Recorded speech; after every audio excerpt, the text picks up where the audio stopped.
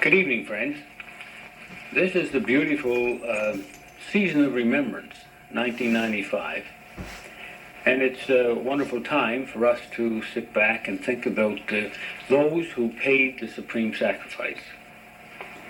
It's also time to remember that we are what we remember, and if we don't do that, we become a nation without a history. We become nobody.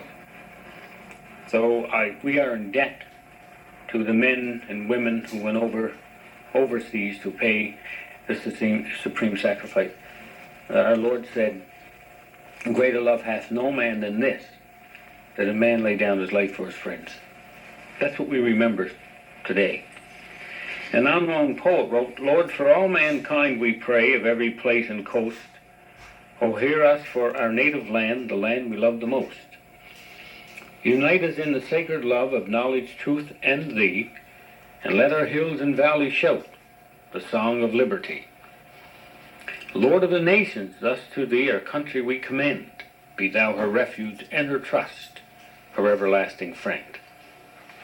Daniel Webster said, "Let our object be our country, our whole country, and nothing but our country.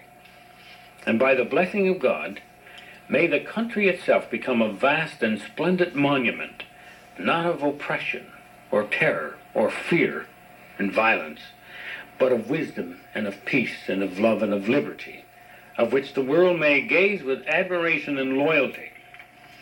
Well, this evening I'm very honored and happy to have with me a man who fought for our country, but not only does he love our country, and not only did he fight for our country, but he wasn't even born in Canada.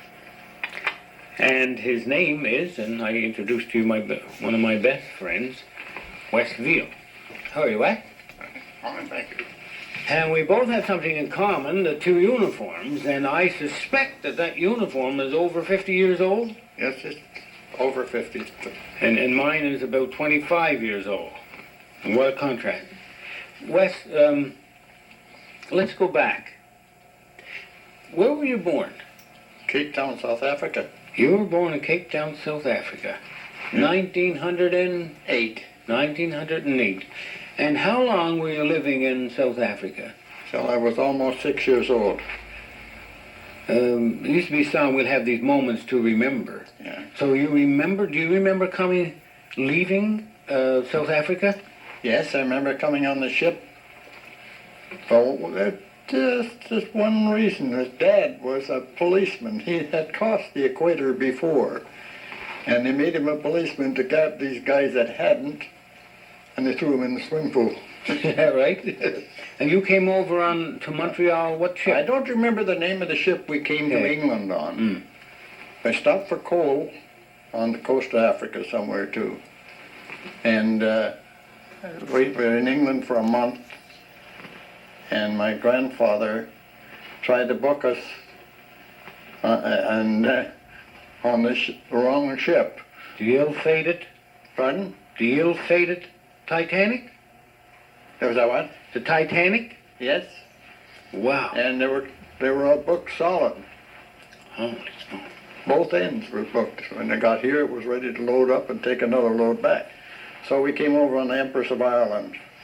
But didn't the Empress sink too on the way back? The Empress of Ireland was coming back to England, or going to England. He left Montreal, and they were still in the St. Lawrence River when they ran into a coal barge. There's 1,200 passengers on, and they all offloaded onto the coal piles. They didn't sink the scows. The ship went down. And they say it's sitting on the bottom, just natural.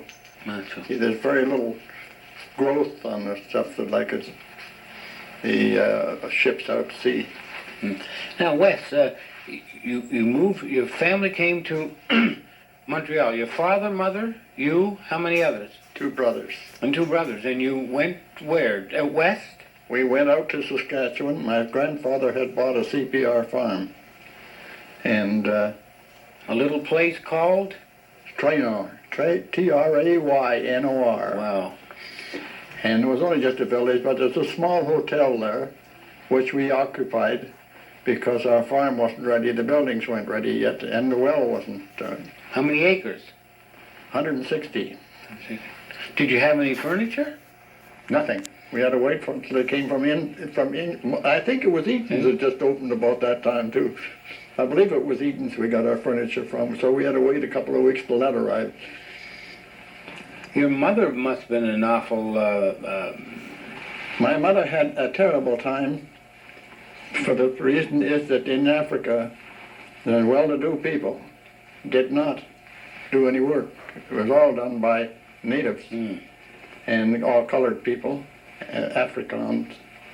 And that's why I spoke. I didn't speak any English when I came to Canada.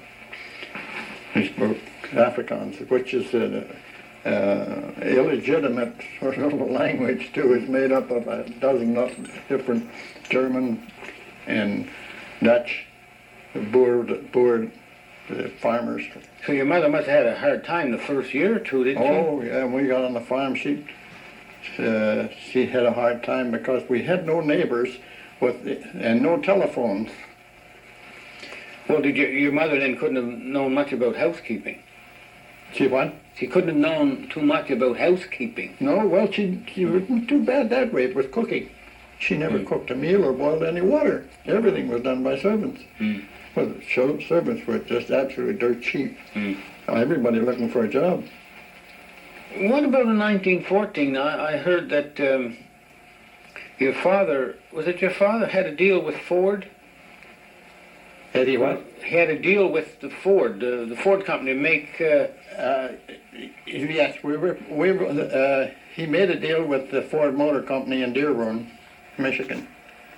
And they shipped us Model T Fords, all knocked down. The bodies were in one, and the wheels were somewhere else, and the frame and everything. And that was all hauled out by wagons out to our farm. My dad built a big shed for 80 feet long, and we were putting Model Ts together. $275 when it came out the far door, but there was no windshield or top on it. If you wanted that, it cost you $40 more. But that was a lot of money. Can you recall any significant events about your first winter in Canada? Well, we had never seen snow or frost. Out there in Africa where we were, you pulled a carrot out of the ground and you threw a seed in the hole. You just grew another one right there. And it was perpetual gardens all the time. And same with the fruit trees were the kinds we had. So well, we had no hot clothes, all the thin stuff from Africa, and that had to be all bought. We never had anything like overcoats and things like that because they didn't need them. It was right. Tropical, sort of, well, almost tropical, not quite. So us kids, I do remember walking to school, which I was 1.5 miles out of the village, and we walked to school in the wintertime, summertime, anytime. It was sometimes pretty cold. I know that just what comes to mind is my lunch was frozen solid by the time I got to the school. We were walking 1.5 miles through snow. Well, tell me, we're talking about between 1914 and 1917. Was your father in the service? My dad joined the Royal Flying Corps in 1916, almost 17. And because conscription was coming on, right. And he had the choice. He got a bayonet end or... Was Mackenzie King? Yeah. And... you'd have to move from the farm? We sold out. We sold everything on the farm, stock and everything, and moved to Toronto. And then after we'd been in Toronto for 5 months, Dad was transferred to Texas. The whole squadron was there because they had summer most of the time. That didn't have the snow that we had. The airports were pretty well closed.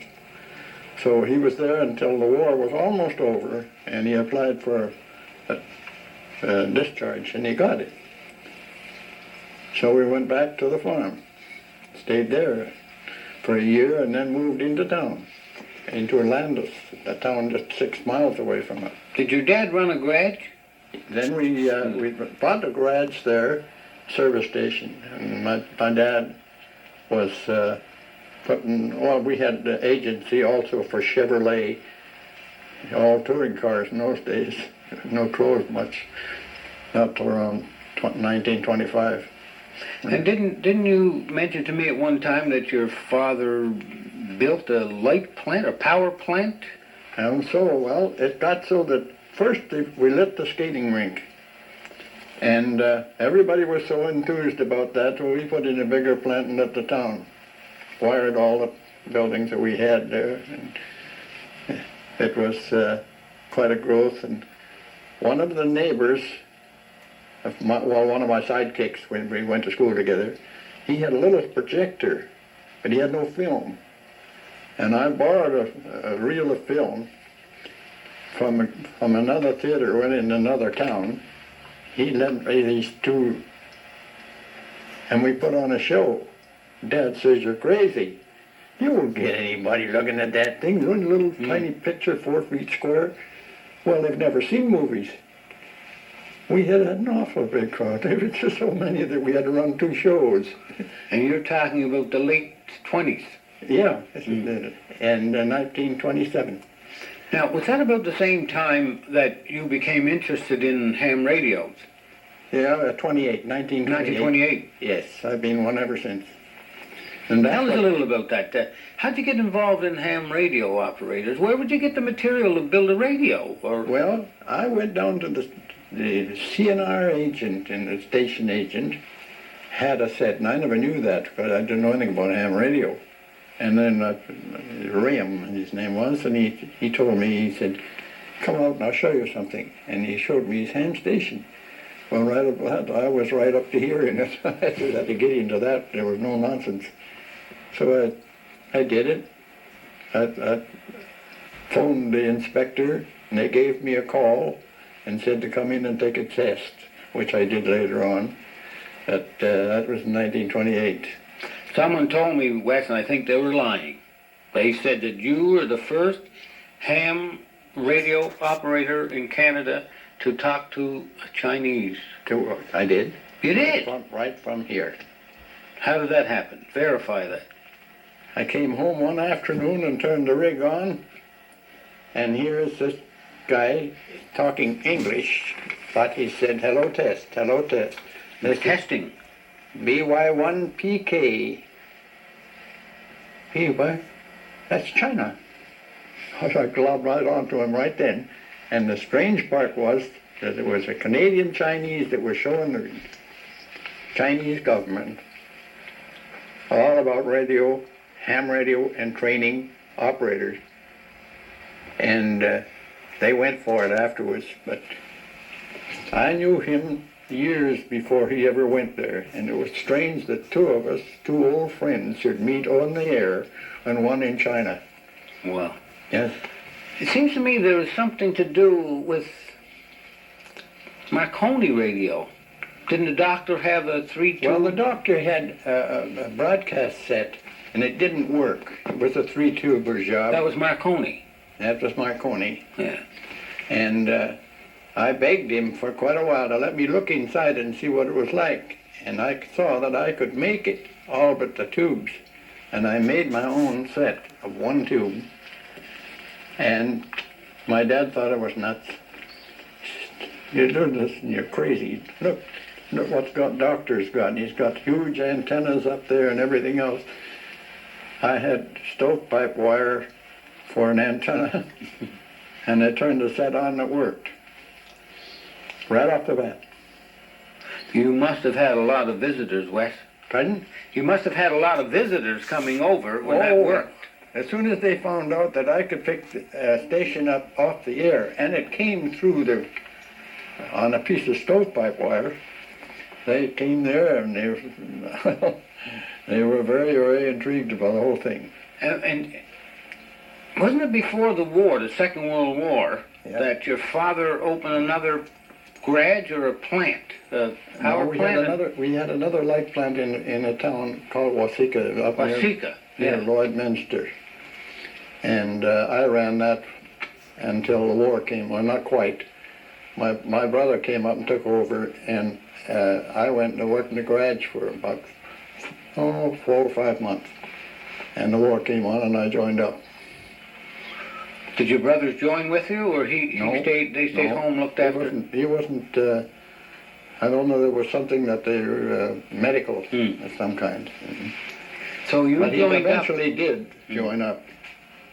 So you joined up. I would imagine your ham operator experience was an advantage to you. Well, I went down and I joined the Air Force in Saskatoon, and they shipped me to Toronto, to Manning Pool, and the squadron out here, we had more planes than we had operators.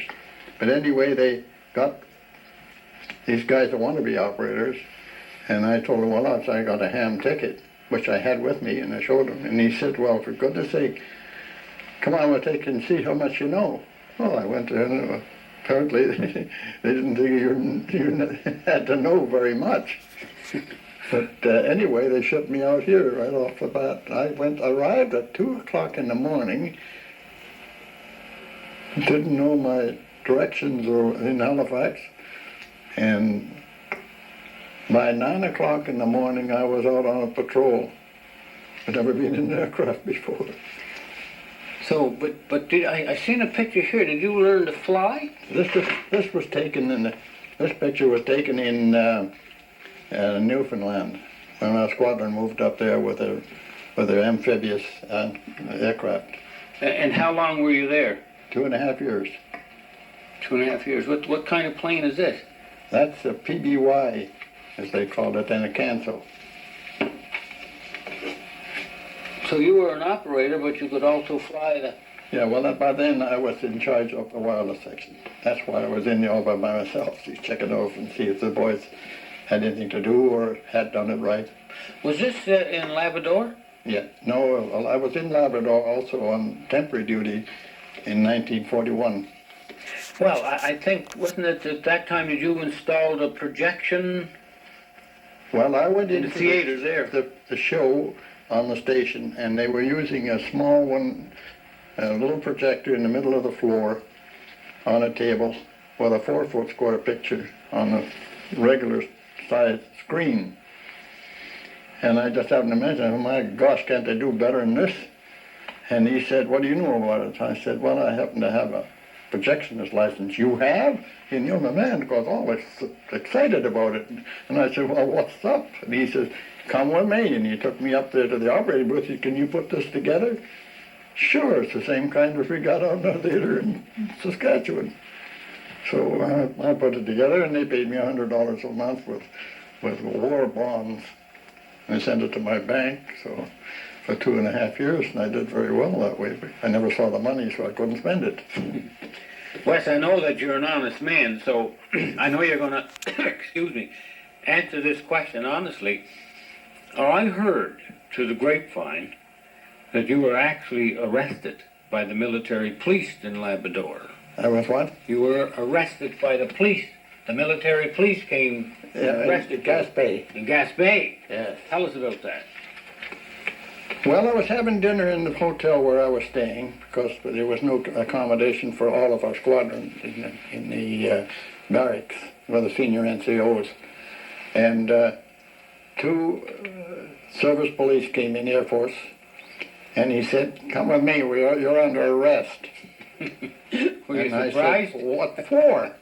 And I'm going to finish dinner first anyway. That's not fog. See? He said, you hurry up then and eat it and get it in there. We're going to get you back there.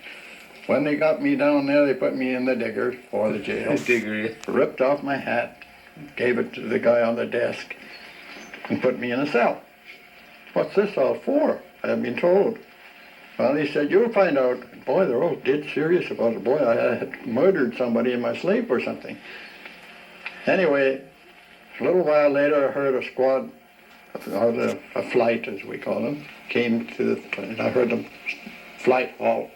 What's going on? She said, somebody else getting it? And they came in and handed me my hat. He says, put it on. Come on in. took me out there and put me in the middle of these guys and marched me out to the parade ground. And the whole squadron was all in a big square. And there were some officers in the table. Took me up there and hung the British Empire medal on me. Oh, you were surprised. And that's just when it hangs by itself. You don't, this is it here. Right there, right, you see it. Yeah, that has priority on all others. On all others. I didn't get any pension with it. I got that later. Well, the other thing the other surprise was that when you were in Labrador, did you not get married? Pardon? Did you get married while you were in Labrador? No, not, well, I was in Newfoundland. In Newfoundland? Yeah. And then what happened after you left Newfoundland? Where'd you go? Well, when I got out of the service, you mean? Well, we went. Did you go to Vancouver for a while? We went back to Saskatchewan, and I worked in the garage there for a while till the snow was up to here. And my brother was on Vancouver Island, so we went out there and paid them a visit, the wife and I, and a daughter. To get rid of the snow? Pardon? To get rid of the snow? When I got off the train and I saw a guy mowing his lawn, how long has this been going on? Anyway, wife and I decided right then we were going to stay there, which we did. I came back and got our stuff and shipped it all out there. And is that when you became interested in, what do you call, lapidary, rocks, well, gems? I didn't do that until we got on the mainland, and I bought a home there, and I put an ad in the paper that maybe it'd be an idea to have a ham radio club. Not a ham, but I belong to that club too, but a gem club, and we had 84 people show up at the first meeting. Wow.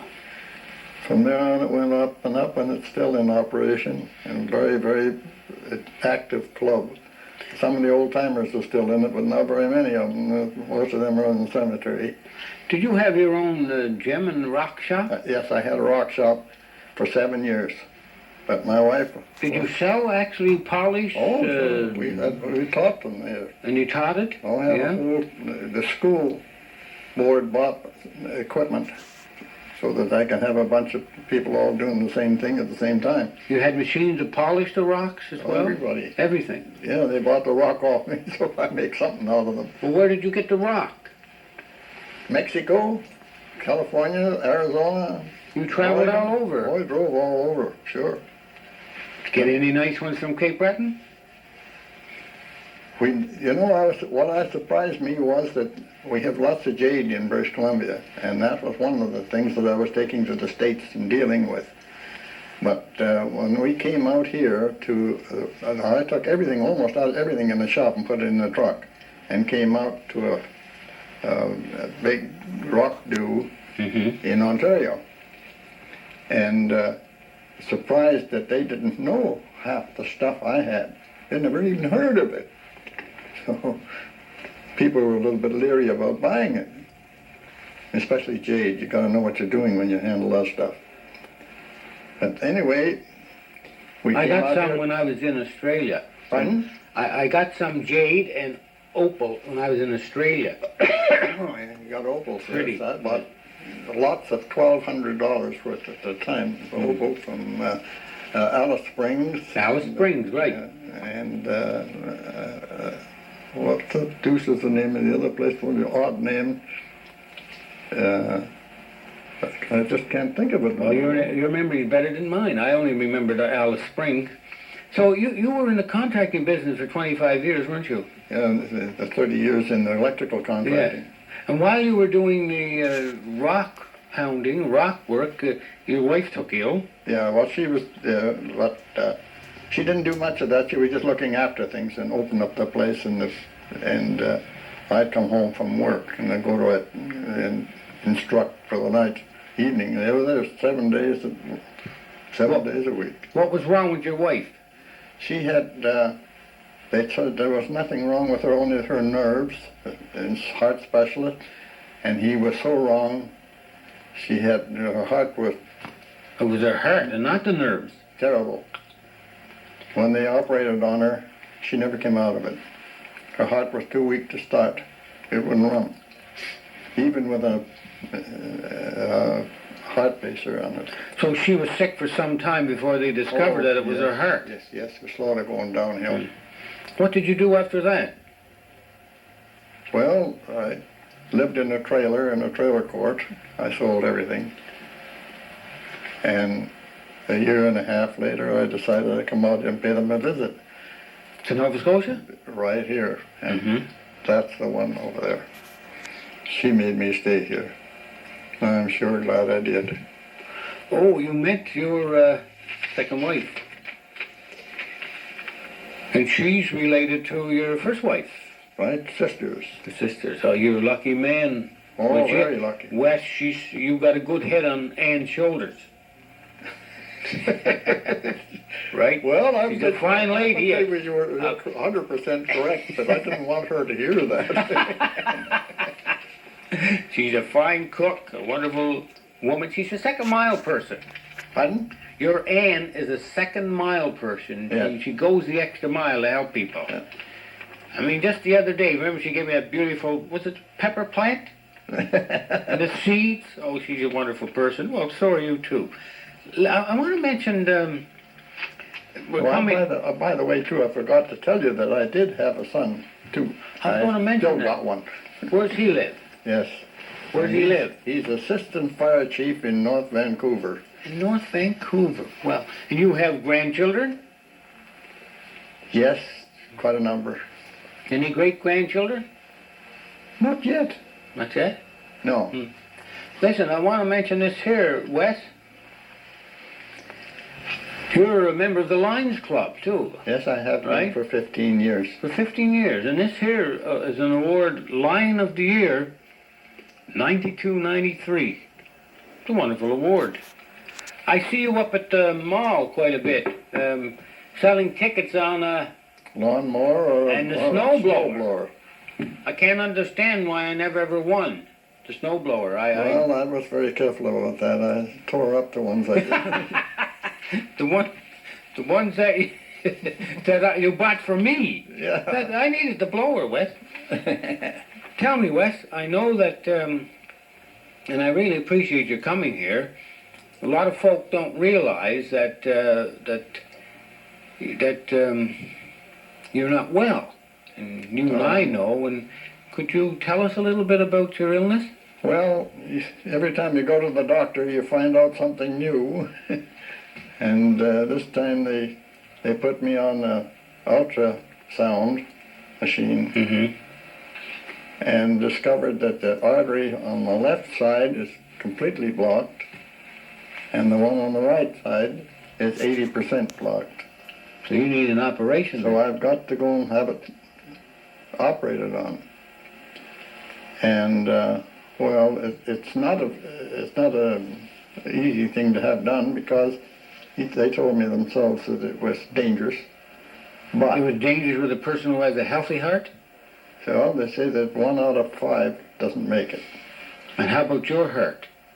How about your heart? Do you have a pacemaker? Oh, I got a pacemaker. And I've got a hearing aid. And I've got glasses. There isn't much else if it goes wrong. They got a machine for.